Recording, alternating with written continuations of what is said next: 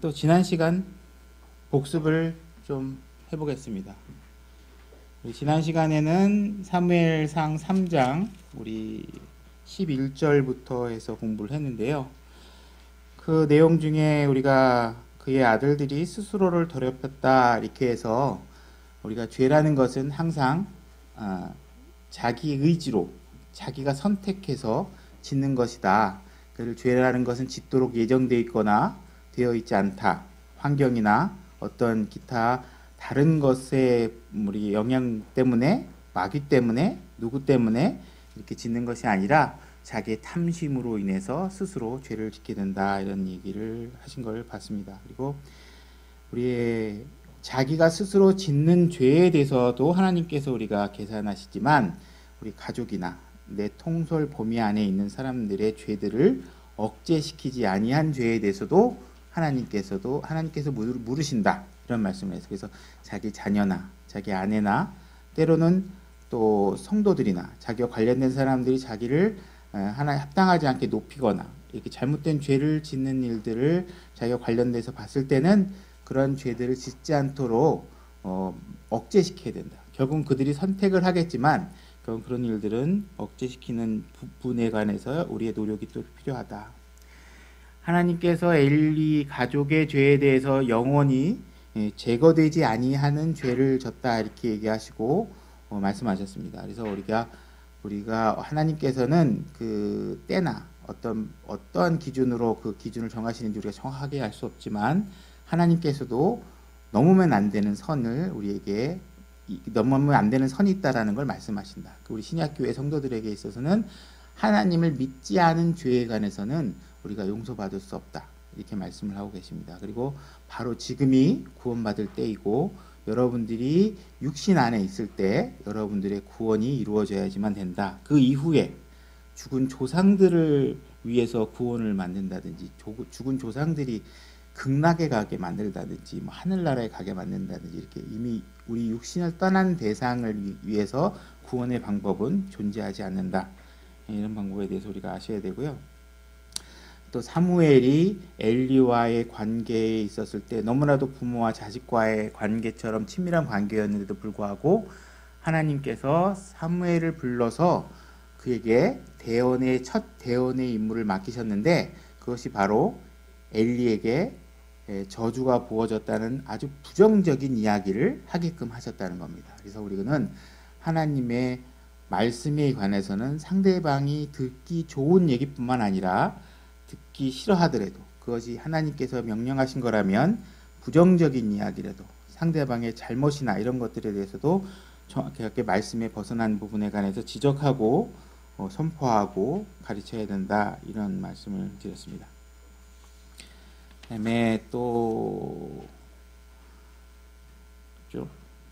그다음에 결국은 하나도 빠지지 않고 하나님께서 엘리의 가족들에게 대언하게끔 한 얘기를 하나도 빠지지 않고 함으로 인해서 하나님께서는 어떠한 훈련된 사람이라든지 훌륭한 사람들을 찾는 것이 아니라 아주 평범한 어린아이라 할지라도 하나님의 말씀을 아주 부정적인 이야기든 긍정적이든 빠지지 않고 전하는 사람을 하나님께서 높이 사신다. 결국은 이러한 사무엘의 의지와 선택에 있어서 하나님께서 함께 하셨고 그래서 사무엘은 성장하면서 사회 속에서 그들의 관계 속에서 모든 사람들이 이 사람은 하나님의 대언자구나 하는 것을 알 수 있도록 하나님께서 해주셨다고 20절에 말씀하고 계십니다. 그래서 엘리는 누구보다도 하나님과 가까이 있었던 사람입니다. 그죠? 성막이 있었던 바로 실로라는 지역에 살았고 그곳에서 성막 안에서 대제사장으로 언약궤 앞에서 이렇게 하나님과 가장 친밀할 수 있는 위치에 있었음에도 불구하고 엘리는 하나님에게 침묵의 대상이었고 결국은 징계의 대상이 된 것을 볼 수 있습니다. 자, 지난번에 그렇게 정도 이야기를 한 것 같습니다.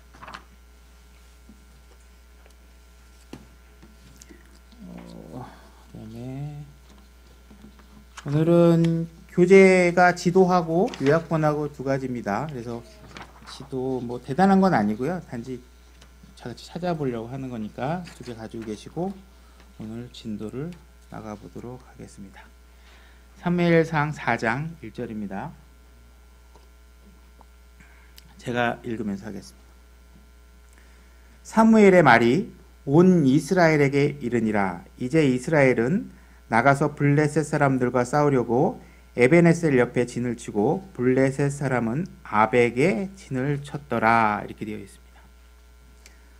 사무엘의 말이 온 이스라엘에 이르니라 하는 말을 하고 바로 이어지는 내용은 뭐냐면 블레셋과 이스라엘이 전쟁하는 장면으로 바로 전환이 돼요. 그래서 이 사무엘이 말이 온 이스라엘에 이르렀다고 하는 이 말과 내용적으로 연관성이 있어 보이는 부분은 전혀 없습니다. 그죠? 그래서 왜 이렇게 이야기가 뜬금없이 문맥과 일관되지 않게 배치되어 있는지 그 뜻을 정확하게는 알 수 없지만 우리가 한번 이제 추정을 해볼 거고 이따 이야기를 통해서 한번 살펴보려고 합니다. 자, 에베네셀하고 아벡의 진을 쳤는데 이게 구약의 지도들이 지명이라든지 이런 것들이 아주 이렇게 완벽하게 정확하진 않지만 우리 이해를 돕기 위해서 여러분들의 제가 나눠드린 지도를 이게 3번이라고 되어 있는 지도, 뒷면의 지도를 보면 사무엘상의 이야기와 관련된 지도가 있어요. 그래서 여러분들이 일단은 지도를 이해하기 위해서 이 예루살렘이 어디 있는지 한번 찾아보세요. 예루살렘 찾으셨나요? 네, 예루살렘 옆에 보면 사해, 여긴 염해라고 되어 있는데 사해가 있고 그 위로 쭉 물줄기가 있는 게 요단강, 우리 성경에서는 요르단 이렇게 되어 있는 강입니다. 그 위로 쭉 올라가면 여기 지도에는 없는데 갈릴리 호수, 갈릴리 바다라고도 하고 하는 지명이 있는 거죠. 그래서 이스라엘은 위에서 아래로 북남으로 이렇게 쭉 기드랗게 되어 있어요. 그래서 보면 거기 에베네셀이라고 하여 있는 지명이 보이시나요? 네. 예, 아벡이라는 데도 보이시죠? 예, 그래서 여기 에베네셀과 아벡 이쪽 지역에서 지금 전투가 벌어지기 위해서 대응을 짜고 있다. 이렇게 보시면 됩니다. 이렇게 좀 지도를 갖고 한번 보면 도움이 될까 해서 제가 하고 있습니다. 그래서 그 지도를 한번 확인해 보시고 그다음에 우리가 이제 이렇게 전투를 할 때 보면 여기 지금 블레셋 민족이라는 존재가 나오죠. 민족이.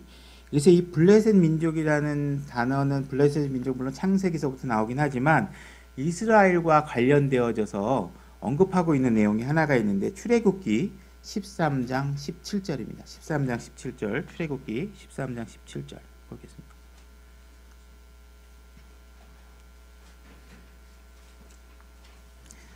출애굽기 13장 17절 출애굽기 13장 17절입니다. 제가 읽겠습니다. 파라오가 백성을 가게 하였을 때에 블레셋 사람들의 땅에 있는 길은 가까울지라도 하나님께서 그들을 그 길로 인도하지 아니하셨으니 이는 하나님께서 말씀하시기를 혹시 이 백성이 전쟁을 보면 뜻을 돌이키고 이집트로 돌아갈까 염려하노라 하셨기 때문이라 이렇게 되어 있습니다. 다시 지도를 첫 번째 지도를 한번 보시겠어요? 출애굽 여정이라고 되어 있는 지도 여기 지도 한번 보시겠어요?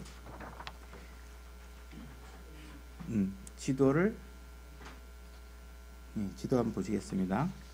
지도를 보면요, 여기 왼쪽에 고센 땅, 애굽 땅 이렇게 되어 있는 게 이제 이집트 땅이에요. 그죠? 여기서 출애굽을 해서 그 해안가를 쭉 따라가면 블레셋 족속, 가나안이라는 큰 글자 옆에 보면 블레셋 족속이라고 있는 글씨가 보이시나요? 여기서 이렇게 직선으로 바로 가면 여기 블레셋 족속이라고 보이시죠? 예, 보이셨어요? 예. 그러니까 여기서 이 가나안 땅이 여기 지금 우리가 이 가나안 땅, 이스라엘 땅이 여기인데 여기로 가려고 그러면 바로 이렇게 직진거리로 가면 가깝잖아요. 근데 일로 가게 안 하셨다는 거예요. 왜 안 하셨느냐? 여기로 가면 요 블레셋 족속하고 싸워야 돼. 그러면 전쟁을 여기서 하게 되면 뜨거워라 하고 무서워라 그러고 다시 이집트로 가자고 할 것 같아서 안 했다. 이렇게 말씀을 하고 계시는 거예요. 그죠? 그래서 이 블레셋 족속은 이 이후부터 계속해서 지금 이 시점까지 이스라엘에게 계속 전쟁의 대상이 되는 그런 적군의 상대로서 계속 존재하고 있는 민족이에요. 그죠? 그래서 블레셋 민족은 바로 그런 민족이고 역사상에 이렇게 등장해서 이스라엘과 굉장히 첨예하게 대립하는 그런 역사 속에 존재하는 적군이다. 삼손하고 싸운 것도 요거 블레셋 민족이죠. 그렇게 머리 잘리고 가서 나중에 물리치고 죽을 때 기둥을 물리쳐서 부러뜨려 가지고 물리친 적들이 블레셋 민족입니다. 그래서 이 블레셋 민족하고 지금 전쟁을 하는데 이들이 지금 나중에 보면은 그 뒤에 내용을 보면 전쟁에서 져요. 지는데 지금 이 1절을 보면 이스라엘이 지금 아벡에 진을 치고 에베네셀에 진을 치고 뭐 이렇게 하는 부분들에 관해서는 뭐 특별하게 문제점을 발견하기 어렵죠. 이 전쟁을 하기 위해서 뭐 진을 치고 있는 게 잘못된 것도 아니고 뭐 그런 문제도 없는데 과연 이들에게 문제점이 과연 무엇이 있길래 이들이 진 것인가, 이것을 한번 보려고 하는데 신명기 20장으로 가보겠습니다. 신명기 20장 1절부터 4절까지 내용을 한번 읽어보려고 하는데 신명기 20장으로 가보겠습니다.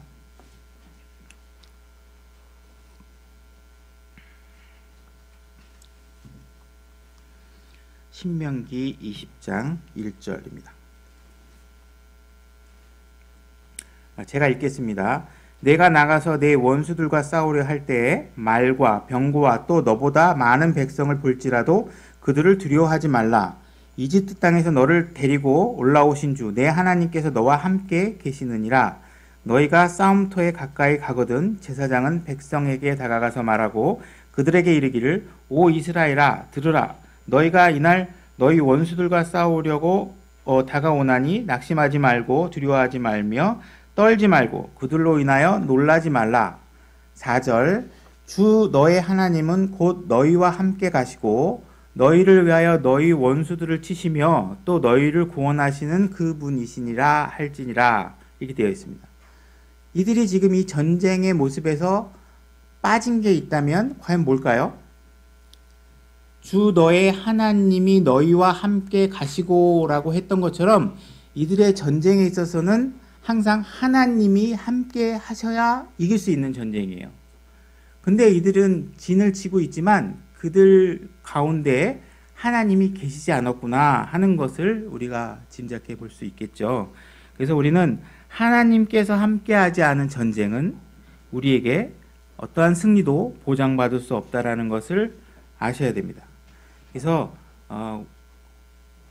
하나님과 함께하지 않은 전쟁은 어떤 결과를 갖고 오는지 사사기 2장 13절로 가보겠습니다. 사사기 2장 13절.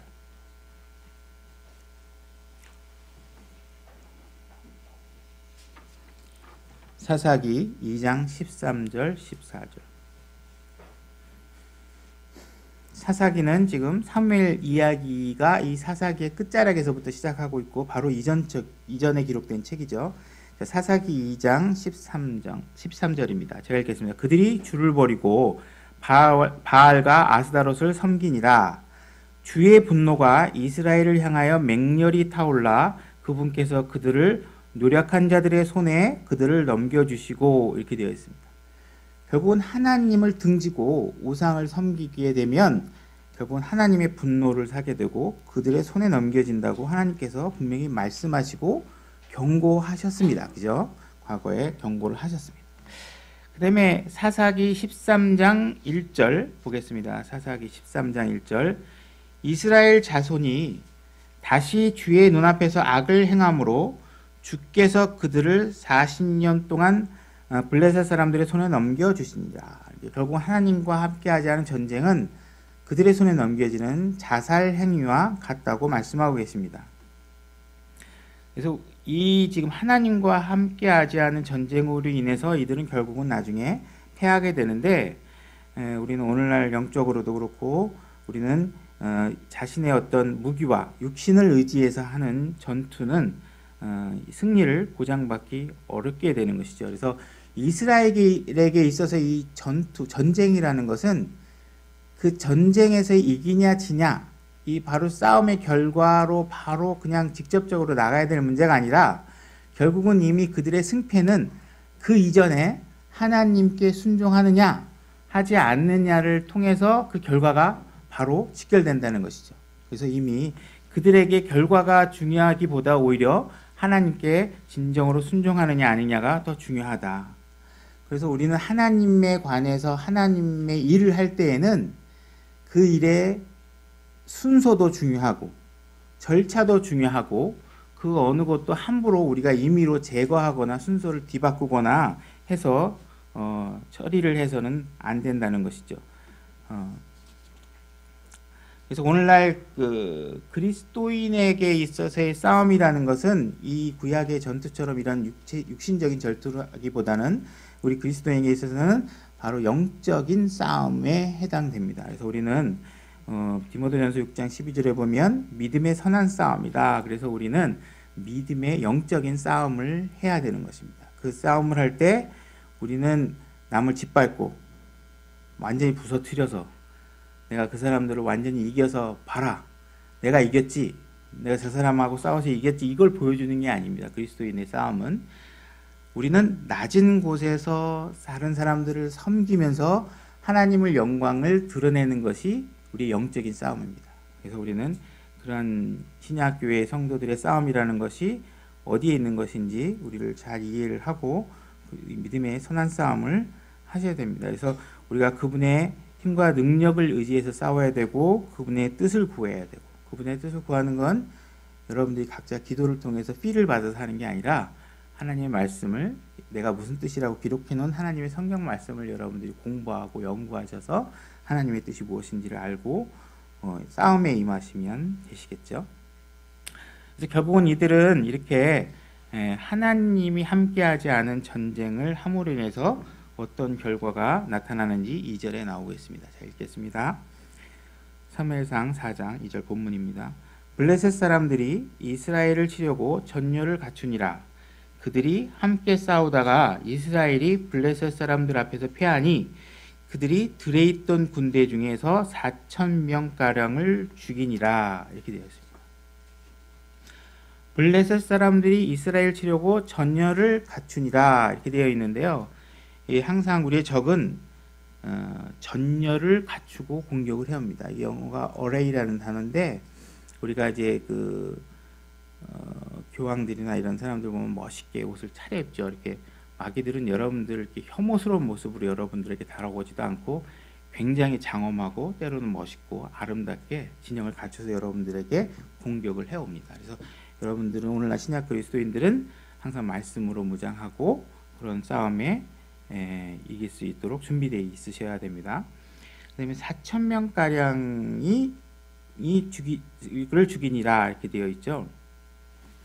여기서 보면 4,000명 2절을 보면 여기서 한 가지 한번 확인하고 있다 비교해 보겠는데 그들이 함께 싸우다가 이렇게 되어 있죠. 블레셋 사람하고 이스라엘이 이제 함께 싸우다가 4,000명이 죽었어요. 4,000명이 결국은 죽은 일은 굉장히 끔찍한 일이죠. 4,000개 이상의 무덤이 생기고 4,000명 이상의 고아들이 생기고 그죠? 과부가 생기고 이런 결과들이 과연 왜 나왔는지 잠언 13장 13절을 한번 보도록 하겠습니다.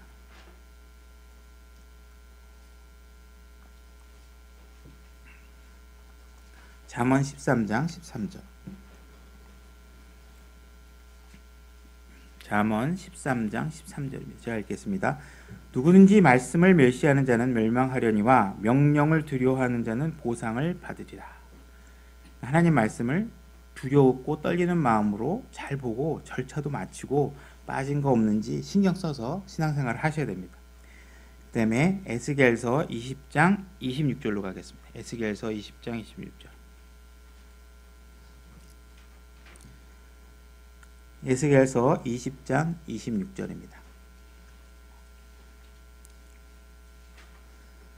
또 그들이 태를 여는 모든 자들로 하여금 불 가운데로 지나가게 하였으므로 내가 그들의 예물로 그들을 더럽혔나니 이것은 그들을 황폐케 하여 내가 주인 줄 그들이 알게 하려 함이라.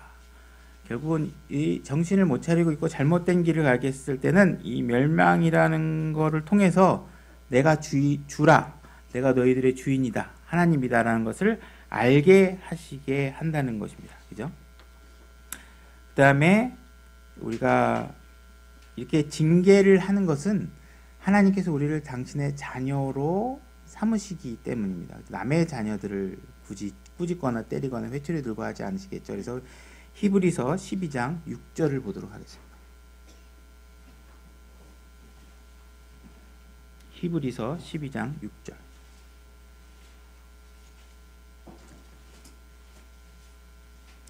히브리서 12장 6절입니다. 주께서 사랑하는 자를 친히 징계하시고 자신이 받아들이는 아들마다 채찍질 하셨느니라 이렇게 되어 있죠. 여러분들을 바로잡고 올바로 장성하게 자라게 하기 위해서 하나님께서는 매를 드시는 겁니다. 결국은 그래서 우리는 항상 주님 안에 있을 때만이 우리가 강해질 수 있고 우리 자신을 의지해서 내 생각과 내가 이길만 하다, 내가 갖고 있는 자산이나 내가 갖고 있는 무기로 이길 수 있다, 이렇게 생각하는 것은 오산이라는 것이죠. 에베소서 6장 10절을 보도록 하겠습니다. 에베소서 6장 10절입니다.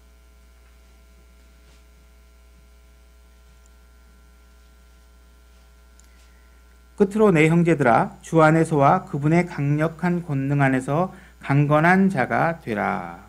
우리가 주 안에 있을 때 우리는 강해질 수 있습니다. 그래서 그분의 힘을 통해서 우리가 강해질 수 있는 것이죠. 3절로 넘어가겠습니다. 본문 사무엘상 4장 3절입니다. 자, 이와 같이 바로 앞절에서 4,000명이 죽고 난 이후에 백성이 진영으로 돌아오매 이스라엘의 장로들이 이르되 주께서 어찌하여 우리를 오늘 블레셋 사람들 앞에서 치셨느냐? 우리가 실로에서 주의 언약궤를 우리에게로 가져오고 그것이 우리 가운데 올 때에 우리 원수들의 손에서 우리를 구원하게 하자 하니라 이렇게 되어 있죠. 지금 이들이 언약궤를 가져와서 이 패전된 상황을 지금 회복해 보려고 하는데 이 언약궤가 뭔지 한번 좀 살펴보도록 하겠습니다. 이 언약궤를 어떻게 만들었는지 알기 위해서 출애굽기 25장 10절인데 찾지 마시고요. 시간 관계에서 여러분들은 제가 나눠드린 프린트물 뒷면에 보면 언약궤 그림이 하나 있어요. 그죠? 네, 언약궤 공부하는 시간 아니니까 이거 한번 보면서 제가 본문을 읽을 테니까 한번 이 언약궤를 보면서 제 본문 읽는 내용을 귀를 기담아 한번 들여보세요. 25장 10절부터 제가 그들은 시팀 나무로 궤를 만들되 그것의 길이가 2규빗반, 너비가 1규빗반, 높이가 1규빗반 되게 할지니라. 그래서 이렇게 직사각형 모양의 상자를 만들라고 이렇게 하나님께서 명령하고 계시는 겁니다. 너는 순금으로 그것을 입히되 안팎으로 그것을 입히고 그것 위에 돌아가며 금태를 두르고 궤를 위에 금고리 4개를 부어 만들어 궤의 4구퉁이에 달되 그것의 이쪽에 고리 2개, 저쪽에 고리 2개를 달지니라. 고리 달린 거 보이시나요? 그죠? 4구퉁이에 고리를 만들어서 이쪽에 2개, 저쪽에 2개 만들어라. 이렇게. 너는 시틴 나무로 막대들을 만들어 그것을 금으로 입히고 그 막대를 궤의 양쪽 옆면에 고리들에 끼워 그것들로 궤를 나르게 하며, 궤를 나르기 위한 막대가 꽂혀 있는 게 보이시죠? 예. 또 그 막대들을 궤의 고리에 끼워 두고 거기서 빼내지 말지니라. 빼내지 말게 하셨고, 너는 내가 내게 줄 증언을 그 궤 속에 넣을지니라. 증언, 십계명, 돌판, 이걸 말씀하는 것입니다. 너는 순금으로 극률의 자리를 만들되 그것의 길이가 2규빗반, 너비와 1규빗 반이 되게 할지니라. 극률의 자리라고 해서 지금 법궤, 언약궤 위에 보면 그 조형물이 있는 판이 있죠? 예, 그거를 지금 극률의 자리를 만드는 겁니다. 그래서 이것이 이제 위에 상판 크기하고 가로 세로가 지금 똑같이 수치가 나오는 것 같아요. 그래서 그 만들되 너는 극률의 자리 양 끝에 금으로 그룹 2개를 만들되 두들겨서 그것을 만들고 한 그룹은 이쪽 끝에 다른 그룹은 저쪽 끝에 만들지니라. 너희는 극률의 자리 양 끝에 그것의 그룹을 만들지니라. 지금 위에 보면 날개 달린 이런 조형물이 있죠? 네, 그게 그룹입니다. 그래서 한쪽은 이쪽 끝에, 한쪽은 저쪽 끝에 놓은 거죠. 자, 20절. 그룹들은 자기 날개들을 높이 펴서 그 날개들로 극률의 자리를 덮을 것이요. 그것들의 얼굴은 서로 마주보며 그룹들의 얼굴은 극률의 자리를 향할지니라. 너는 극률의 자리를 궤 위에 두고 내가 내게 줄 증언을 궤 속에 넣을지니라. 거기서 내가 너와 만나고 극률의 자리 위 곧 증언계 위에 있는 두 그룹 사이에서 너와 대화하며 모세하고 대화를 하겠다고 하시는 겁니다. 내가 이스라엘 자손을 위해 내게 명령으로 줄 모든 것에 관하여 대화하리라. 이렇게 되어 있어요. 그러니까 이게 언약궤예요. 지금 여기 본문에서는 이제 증언의 말씀만을 얘기하고 있는데 이 상자 안에는 돌판만 들어가 있는 게 아니죠. 또 두 가지가 더 들어가 있습니다. 그래서 그걸 확인하기 위해서 히브리서 9장 4절을 한번 이건 찾아보겠습니다. 히브리서 9장 4절 보겠습니다.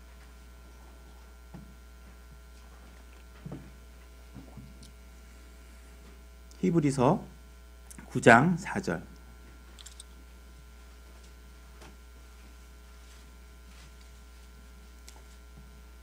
히브리서 9장 4절입니다. 자, 거기에는 지성소 얘기합니다. 성막 안에 법궤가 언약궤가 있는 마지막 제일 가운데 자리죠. 지성소에는 거기에는 금향로와 돌아가며 금으로 입힌 언약궤가 있었고 그 궤 속에는 만나를 담은 금항아리와 아론의 쌍난 지팡이와 언약의 돌판이 있었으며 이렇게 되어 있죠. 그래서 세 가지가 있죠. 하나는 만나를 담은 항아리. 만나가 뭐죠? 이스라엘이 광야에서 돌아다닐 때 하나님께서 먹을 거를 하늘에서 만나라는 음식을 제공해서 먹었죠. 그래서 그 만나를 담은 항아리. 그러면 아론의 쌍난 지팡이. 아론의 지팡이만 그 싹이 나는 일이 구약에서 벌어졌었죠. 그래서 아론의 쌍난 지팡이와 십계명을 받은 돌판. 이 세 가지가 그 안에 있는 법궤가 있는 거죠. 그래서 이것의 의미가 무엇이냐 하면 우리가 이제 새겨볼 수 있는 것은 이 돌판은 우리가 하나님께서 우리가 성경을 통해서 하나님 말씀을 알듯이 우리가 하나님 말씀에 대해서 우리가 잘 이해해야 되고 존중해야 되고 말씀을 항상 각인해야 되고 한다는 걸 알려주신 거겠죠. 만나는 하나님께서 우리를 버리지 않고 계속 매일같이 공급하시면서 우리에게 교제하시고 우리와 교제하시는 그런 내용들을 내가 그런 하나님이다 하는 거를 알려주기 위해서 그 안에 넣어놓으신 겁니다. 그 다음에 아론의 지팡이는 제사장 직분, 지금 하나님 말씀의 권위가 존중받아야 된다라는 것을 우리에게 기억하게끔 하기 위해서 이 상자를 만드신 거예요. 그죠? 이 언약궤를 이렇게 해서 만드신 겁니다. 그래서 이 하나님이 결국 이 언약궤를 통해서 어떤 분이시냐, 하나님께서 우리에게 말씀을 주시고 교제하시고 그리고 우리에게 그 말씀에 복종하도록 요구하신다는 것을 우리가 생각하게끔 하는 거죠. 그죠? 그래서 우리가 이것은 하나의 상징물이죠. 상징물. 이제 이거를 가지고 오면 이길 것 같다 이런 생각을 하고 지금 있는 상황에서 이 언약궤가 이야기가 언급되고 있는 겁니다. 그 다음에 보면 그 다음 문장을 보면 우리가 실로에서 우리가 가져오고 우리 가운데 우리 원수들의 손에서 우리를 구원하게 하자 하면서 우리라는 말이 여러 번 반복되는 걸 볼 수 있습니다. 그죠? 우리가 이렇게 결국 5번이나 나오죠. 결국은 하나님이 아닌 자기 자신의 의지에서 자기 자신의 관점에서 일이 진행되는 것은 패배를 결국은 약속받은 거나 마찬가지라는 것을 이야기하고 있는 거예요. 그곳에 지금 하나님은 존재하고 있지 않습니다. 이들에게. 그러면서 그들이 뭐라고 하냐면 주께서 어찌하여 우리를 오늘 블레셋 사람 앞에서 치셨느냐 이런 이야기를 합니다. 졌는데 감히 하나님이 왜 우리를 지게 만들었을까? 왜 우리를 지게 만들었지? 하나님이 왜 그렇게 하셨지? 하면서 하나님께 불평을 하고 있는 것이죠. 하나님께 불평을 하고 있는 겁니다. 이들은 이 질문 속에서 사실은 반은 답을 알고 있고 반은 잘못된 답을 결국은 구하고 있는데 결국은 이 싸움의 승패가 누구라는 걸 승패를 좌우하시는 분이 누구라는 걸 알고 있나요? 하나님이라는 걸 알고 있잖아요. 하나님께서 왜 우리의 이 싸움을 지게 만드셨지? 이걸 묻고 있잖아요. 결국은 이 질문 속에 뭐예요? 이것을 이기게도 하시고 지게도 하시는 분은 하나님이라는 걸 알고 있죠. 그럼에도 불구하고 이 사람들은 자기들에 대한 잘못은 반성하지 않고 하나님 때문에 내가 졌다 하는 식의 지금 마음을 갖고 있는 것이죠. 이미 하나님은 여러 번 충고를 했고 말씀의 기록을 통해서 너희들이 전쟁을 할 때는 하나님이 항상 너희와 함께 있어야 된다. 하나님 말씀에 순종해야 된다 경고를 했는데도 불구하고 자기들이 자기 자신을 의지해서 싸움을 시작한 것입니다.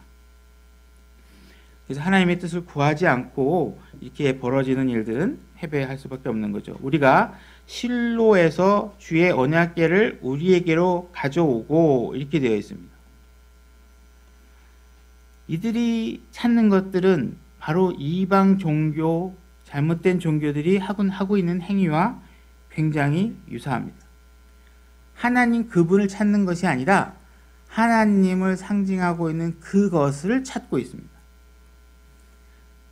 이것이 바로 많은 종교들이 하고 있는 것들이죠. 그들은 그들의 종교의 상징물이나 어떠한 우상들이나 이런 것들을 통해서 그것들을 경배하면서 신앙생활을 합니다. 하나님 그분을 찾는 것이 아니라 이들은 잘못된 해답을 얻고 있는 것이죠. 그래서 구원을 받았냐고 물어보면 장로교인이라고 얘기하고, 구원을 받았냐고 물어보면 침례를 받았다고 얘기하고, 구원을 받았냐고 얘기하면 저는 굉장히 잘 살고 있고 우리 자식도 좋은 대학 들어갔고 나 경제적으로 문제 없고 이런 얘기를 합니다. 그들은 잘못된 곳에서 해답을 찾고 있는 것이죠. 그래서 세상의 종교는 하나님이 아닌 하나님 그 바깥에 있는 어떤 상징이나 우상 속에서 진리를 찾으려고 합니다. 여러분들의 어머님이나 아버님의 신앙이 여러분을 구원하지 못합니다. 우리는 누구도 갖고 있지 못하는 최종 권위이고 한치의 오류도 없는 영어 킹제임스 성경을 갖고 있지만 이 킹제임스 성경 자체가 우리를 구원할 수 있는 것은 절대로 아닙니다. 그죠? 그러니까는 어떠한 피조물도 어떠한 상징물도 그 자체로 우리의 구원을 보장할 수 있는 것은 아니죠. 결국은 예수 그리스도이시고 하나님이신 그분이 우리의 구원을 확증해 주실 수 있을 뿐입니다. 그래서 우리는 무언가 일이 잘못되면 그분과의 관계 속에서 내가 무엇을 잘못했는지 되돌아보지 않고 지난주에 교회를 빠져서 뭐가 잘 안 됐나? 뭐 헌금을 좀 덜 해서 사업이 잘 안 되나? 뭐 이런 식의 잘못된 해답을 찾게 되는 것입니다. 잠언 19장 3절을 찾아보도록 하겠습니다.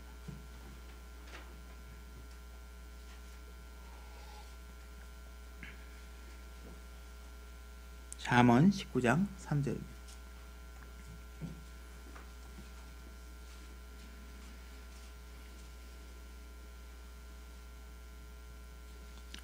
사람의 어리석음이 그의 길을 굽게 하고는 그들의 마음이 주를 향해 안달하느니라. 그죠? 그래서 결국은 자기 어리석음을 돌보지 않고 하나님이 왜 이렇게 했지? 이런 식의 하나님 때문에 내가 이렇게 되는 게 아닌가? 하는 식의 잘못된 해답을 구하는 경우를 볼 수 있게 됩니다. 언약궤나 그 언약궤 안에 있는 어떤 상징물들이 우리에게 가치가 있는 것은 아니죠. 그건 그거대로의 목적과 이유가 있습니다. 하나님께서 그걸 우리에게 주신 이유와 목적에 합당하게 우리가 그것을 대우한다면 아무 문제가 없겠죠. 그러나 그것이 하나님이 될 수는 없는 것입니다. 그래서 여러분들이 주의 만찬 때 빵과 잔을 돌리지만 그 빵과 잔을 마셨다고 해서 여러분들에게 구원이 이루어지는 것은 아니시죠. 그렇게 하나님께서 명령하신 것은 그거대로의 합당한 이유가 있습니다. 그죠? 우리 십자가에서 사건들을 우리에게 기억하게 하시고 우리 하나님께서 어떤 일을 우리에게 해주셨는지 그 사랑을 우리에게 기억하도록 하나님께서 하게 하신 것입니다. 그것 자체가 어떤 능력을 갖고 있는 것이 아니죠. 그래서 이 내용을 한번 더 강조해서 살펴보기 위해서 열왕기하 18장으로 가보겠습니다. 열왕기하 18장 1절부터 8절까지의 내용을 같이 읽어보도록 하겠습니다.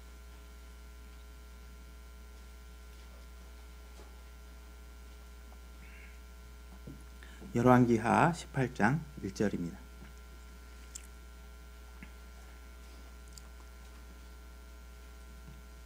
열왕기하 18장 1절 제가 읽겠습니다.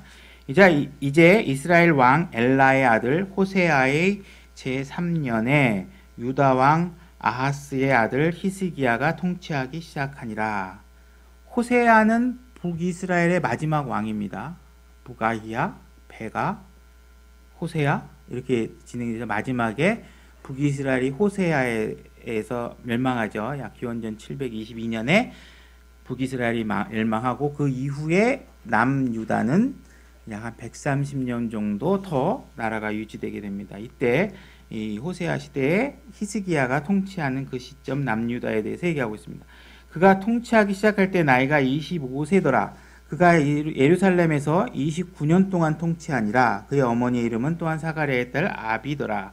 히스기야가 자기 조상 다윗이 행한 모든 것에 따라 주의 눈앞에서 올바른 것을 행하니라. 그가 산당들을 제거하고 주의 눈앞에서 옳은 일을 행하는 일이 무엇인가를 보세요. 그가 산당들을 제거하고 형상들을 깨트리며 작은 숲들을 베어내고 모세가 만든 놋뱀을 산산조각 내니 이는 그때까지 이스라엘 자손이 그 뱀에게 분향하였기 때문이더라. 그가 이 뱀을 루스튼이라 하였더라. 이렇게 돼 있죠. 이 놋뱀 사건 여러분들 기억하시나요?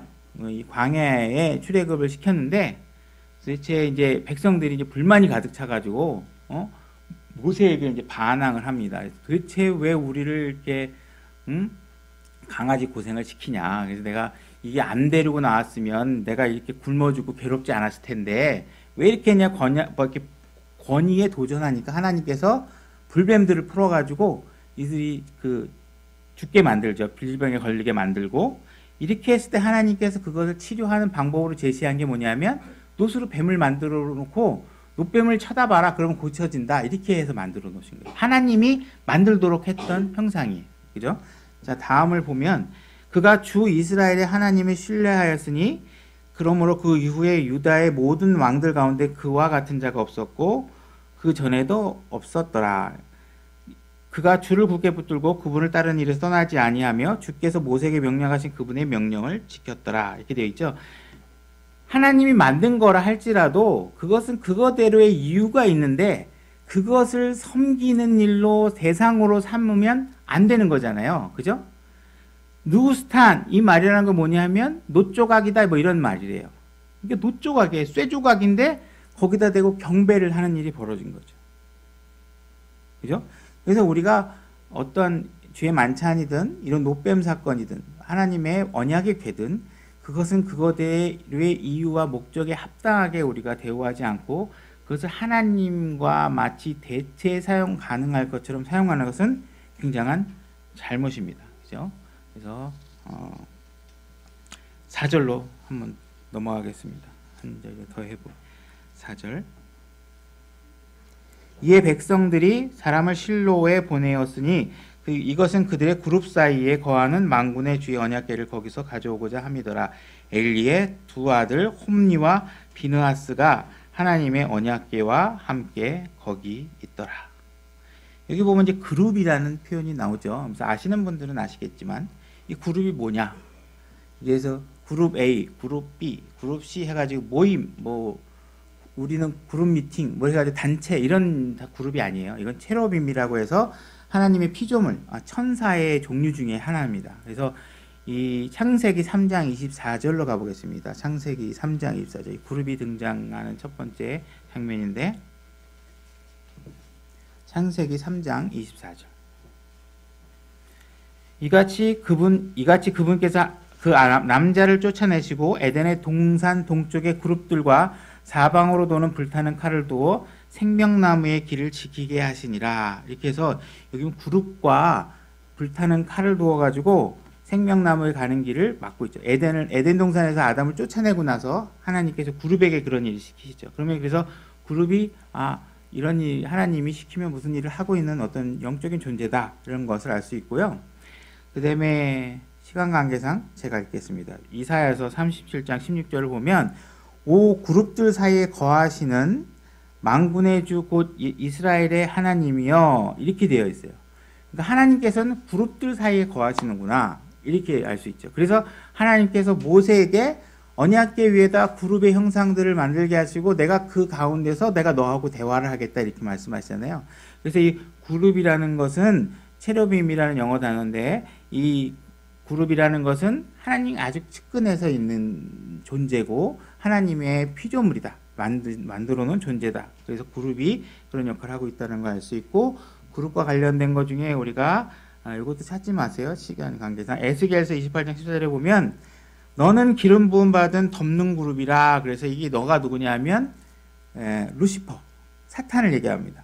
그러니까 사탄, 마귀의 두목이 루시퍼죠. 그래서 이 루시퍼가 덮는 그룹이었구나라는 걸 알 수 있습니다. 덮는 그룹. 그래서 그룹이 천사, 하나님이 만들어 놓은 영적 존재 중에 어떤 특정한 종류 중에 하나구나라는 걸 알 수 있습니다. 그래서 이 언약궤로 이런 그룹이 그래서 그런 존재고, 그래서 언약궤 위에 그런 형상이 있는 거죠. 그래서 이 언약궤를 거기서 가져오라고 하는데, 이 언약궤는 우리 마음대로 이리 가져와, 절로 갖다 놔, 이렇게 할 수 있는 게 아니에요.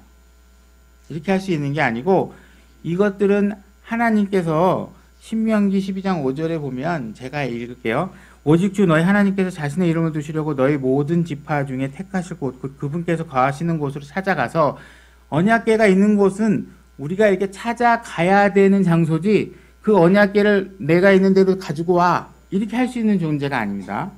12장 11절에 보면 주 너희 하나님께서 자신의 이름을 드리고 한 곳을 택하리니, 하나님께서는 언약궤가 있는 장소, 당신이 거하실 장소를 하나님께서 택하십니다. 하나님께서 택하시고, 너희는 내가 너희에게 명령한 것을 다 가지고 거기로 가되, 경배하고 헌물을 드리려 하려면 가야 되잖아요.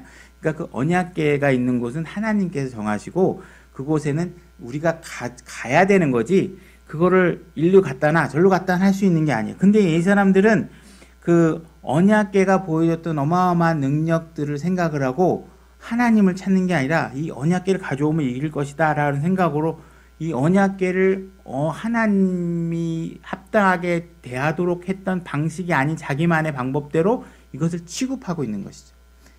이렇게 자기 방식대로 취급하시면 안 돼요. 그 다음에 이게 보니까 언약궤가 왔는데 보니까 그 옆에 누가 있어요? 엘리의 두 아들 홈니와 비느하스가 있는 거예요.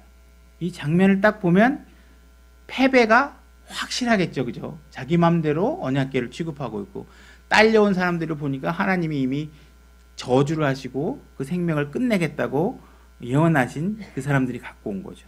그래서 그 이야기가 어떻게 될지는 다음 주 이 시간에 하도록 하겠습니다. 네, 수고하셨습니다. 네.